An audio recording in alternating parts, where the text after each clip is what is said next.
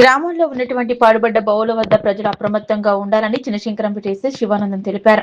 చినశంకరంపేట మండలం మిర్జాపల్లి గ్రామ శివార్లోని railway station సమీపంలోని పాడుబడ్డ బావిలో ఓ వ్యక్తి పడిపోవడం జరిగిందని గ్రామస్తుల సమాచారం ఇవ్వడంతో ఘటనా స్థలానికి చేరుకున్న చినశంకరంపేట ఎస్ఐ శివానందం తన సిబ్బందితో కలిసి హుటాహుటిన అక్కడికి చేరుకున్నారు. వెంటనే అగ్నిమాపక సిబ్బందితో మాట్లాడి అంబులెన్స్ కు సమాచారం అందించారు. వెంటనే అగ్నిమాపక సిబ్బంది పాడుబడ్డ బావి దగ్గరికి చేరుకుని బావిలో పడిపోయిన వ్యక్తిని రక్షించి గాయాల పాలైన రైల్వే పనుల్లో కూలీగా పనిచేస్తున్న భాస్కర్ ను ఆసుపత్రికి తరలించారు.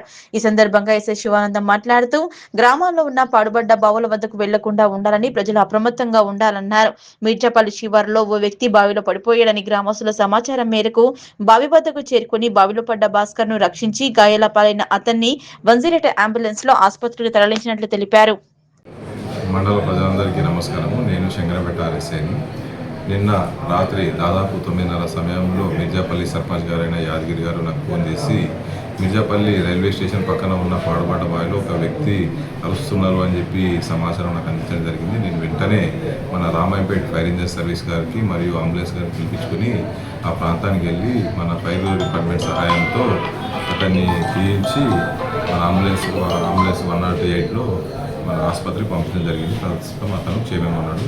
కాబట్టి మండల ప్రజలకు నేను తెలియజేయండి ఏమనగా ఈ పాడుపడ్డ బావిలు మరియు చెరువులలో అటు పోయినప్పుడు జాగ్రత్తగా ఉండాల్సిందిగా సూచించడం జరుగుతుంది. నమస్కారం.